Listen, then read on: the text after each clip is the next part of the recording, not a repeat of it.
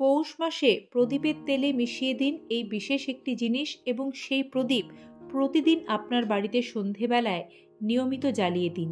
এতে আপনার গৃহের সমস্ত রকমের অশুভ শক্তি, বাস্তু দোষ দূর হবে, বহু গ্রহ দোষ নাশ হবে এবং শুভ শক্তির আগমনে আপনার সোনার সংসারে আর্থিক আয় উন্নতি বৃদ্ধি পাবে।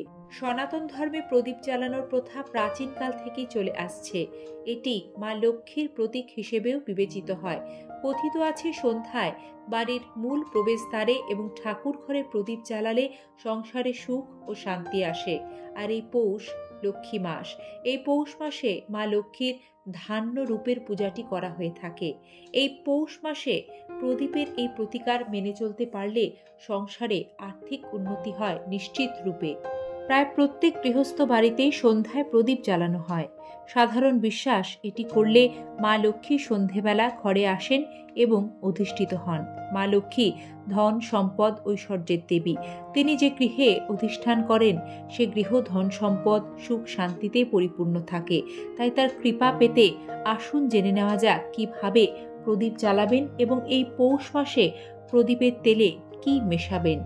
আপনি যদি কোনো আর্থিক সমস্যার সম্মুখীন হয়ে থাকেন এবং আর্থিক অভাব অনটন কিছুতেই যেন আপনার পিছুই ছাড়তে চাইছে না, তাহলে পৌষ মাসের সন্ধেবেলায় প্রতিদিন মা লক্ষ্মীর সামনে 7মুখী প্রদীপ ঘি দিয়ে জ্বালাবেন। মাটির প্রদীপ এক্ষেত্রে ব্যবহার করতে হবে এবং মাটির প্রদীপ ব্যবহারের ক্ষেত্রে যে নিয়মটি মাথায় রাখতে হবে তা হলো মাটির প্রদীপ একবারই ব্যবহারযোগ্য। দ্বিতীয়বার আপনাকে নতুন মাটির প্রদীপ ব্যবহার করতে হবে। এতে সংসার থেকে দারিদ্র্য দূরে থাকে এবং অর্থ সংক্রান্ত সমস্যা দূর হয়। বন্ধুরা, বাস্তুকলার প্রাচীন ভারতীয় বিজ্ঞানী হলো বাস্তুশাস্ত্র। জীবনে অর্থের পাশাপাশি আমরা সকলেই সমাজে নিজেদের নাম, যশ, খ্যাতি, প্রতিপত্তিও চাই।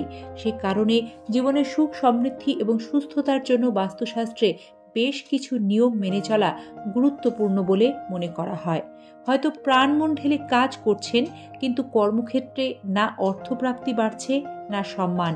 এমন অবস্থায় এই পৌষ মাসে প্রতিদিন সকালে উদীয়মান সূর্যদেবকে জল অর্পণ করে ঘিয়ের প্রদীপ দিয়ে তার আরতি করা উচিত। এই কাজটি পৌষ মাসে নিয়মিত করলে জীবনে সম্মান বৃদ্ধি পায়। সূর্যদেবের আশীর্বাদে সর্বসুখ লাভ করা যায়।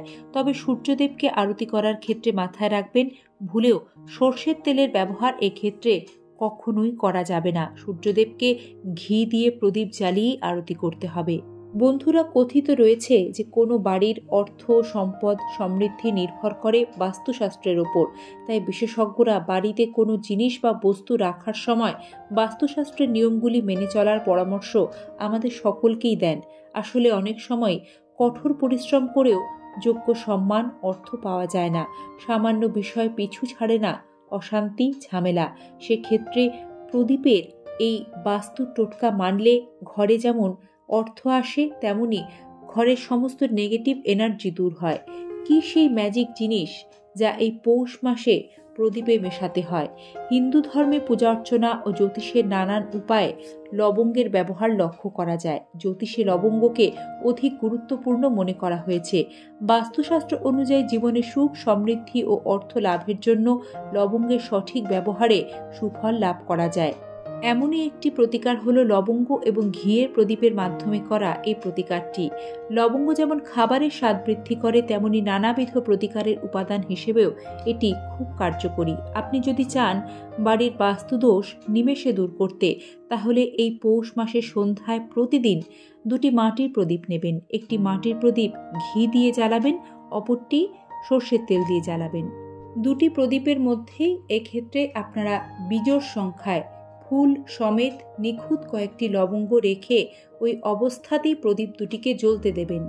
যে প্রদীপটি সর্ষের তেল দিয়ে জ্বালাবেন সেটি বাড়ির তুলসী তলায় তুলসী মহারানীকে আরতি করে তুলসী মঞ্চে বা তুলসী তলায় রেখে আসবেন এবং যেটি ঘি দিয়ে জ্বালাবেন সেটি আপনার বাড়ির ঠাকুর ঘরে মা লক্ষ্মীর সামনে জ্বালিয়ে রাখবেন, উত্তর পূর্ব দিকে মুখ করে।